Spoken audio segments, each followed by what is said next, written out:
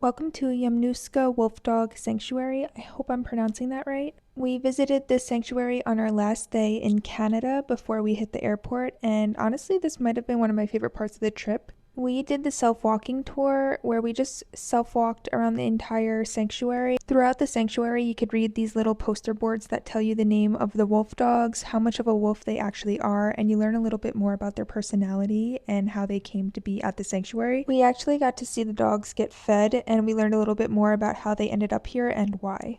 Apparently, some of these dogs were handed over by previous owners, and I did not realize that people actually had wolf dogs as pets. The people who work here are very knowledgeable about these wolf dogs and how to care for them and what it takes to keep a safe environment for both themselves and the dogs, so it was really cool to see how they interact together. Honestly, most of the wolf dogs were pretty shy, kept to themselves and to their pack, but when they did come up close to the gate, they were really, really cool to look at. There are other tours you could pay for, which are a little bit more expensive than the self-guided tour. In these tours, you learn way more about the dogs. I think you get to feed them and interact with them a little bit.